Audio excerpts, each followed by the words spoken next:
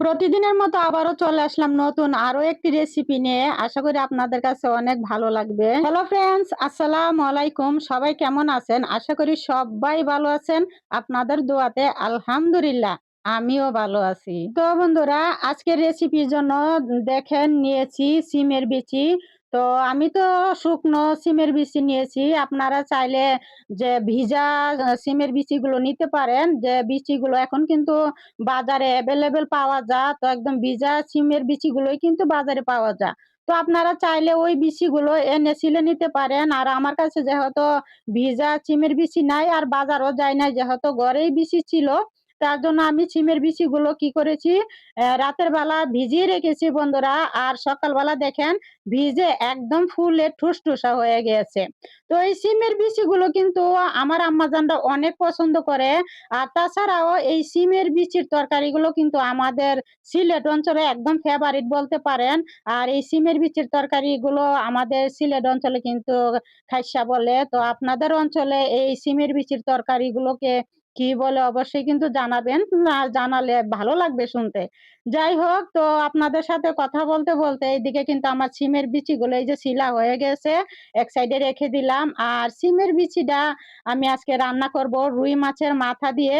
আর তার জন্য এই যে দেখেন একটা রুই মাছের মাথা নিয়েছি। মাথাটাকে ছোট ছোট করে কেটে নিয়েছি আর কেটে একদম ধুয়ে পরিষ্কার করে নিয়েছি। যাই হোক বন্ধুরা, এখন চলে আসবো পাকঘরে। তো পাকঘরে চলে আসলাম। আগে থেকে একটি সসপ্যানে পানি বসাই দিয়েছিলাম বন্ধুরা। আর এই পানিতে দেখেন সিমের বিচিগুলো দিয়ে দিয়েছি। আর সিমের বিচিগুলো আমি 50% সিদ্ধ করে নিব। আর যেহেতু আমার এই সিমের বিচিগুলো মানে শুকনো ছিল, আর এই জন্য আমি একটু সিদ্ধ করে নেব। আর যদি এটা ভিজা থাকতো তাহলে কিন্তু 2-3টা বলক তুলে নামিয়ে নিতাম। যাই হোক বন্ধুরা, এদিকে কিন্তু আমার সিমের বিচিটা প্রায় 50% সিদ্ধ হয়ে গেছে। আর আমি নামিয়ে এই যে একটি ঝুড়িতে ঢেলে দিব। তো এটা এখন এক সাইডে থাকুক সিমের বিচিগুলো, তারপরে আমি চুলায় কড়াই বসে দিব। তো কড়াইতে আগে থেকে সয়াবিন তেল দিয়েছি আর এখানে 2টা পেঁয়াজ কুচি দিয়েছি। আর পেঁয়াজটাকে একটু লাল লাল করে ভেজে নিয়েছি। আর তারপরে পেঁয়াজে পানি দিয়ে দিয়েছি বন্ধুরা, যেন পেঁয়াজটা একদম পুড়ে না যায়। আর পুড়ে গেলে কিন্তু কালারটা চেঞ্জ হয়ে যাবে আর খেতেও ভালো লাগবে না।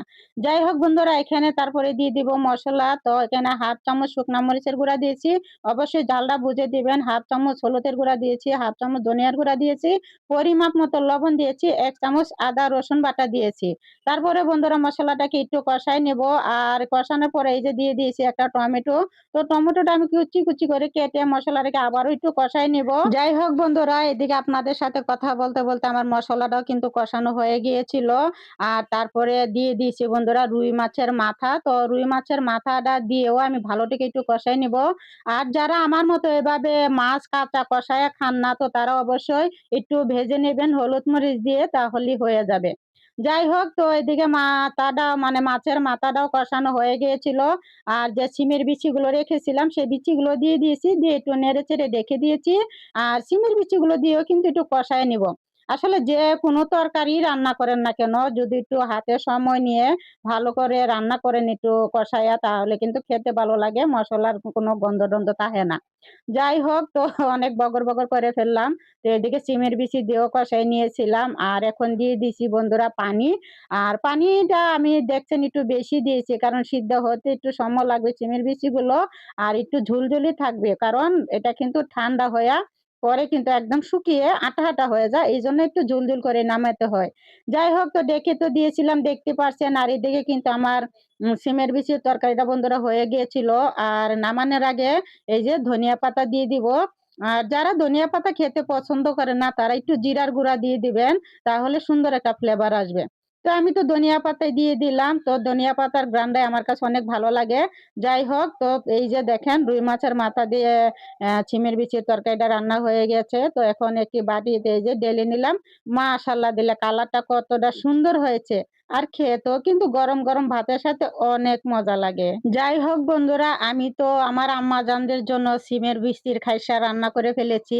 আপনারাও চাইলে কিন্তু আমার মতো এভাবে ট্রাই করতে পারেন আপনাদের আম্মাজান অথবা ফ্যামিলিদের জন্য। যাই হোক, আপনাদের কাছে আমার এই রেসিপিটা কেমন লেগেছে অবশ্যই জানাবেন। ভালো লাগলে একটি লাইক দিয়ে পাশে থাকবেন। তো বন্ধুরা, আজকে এই পর্যন্তই। সবাই ভালো থাকবেন। আল্লাহ হাফেজ।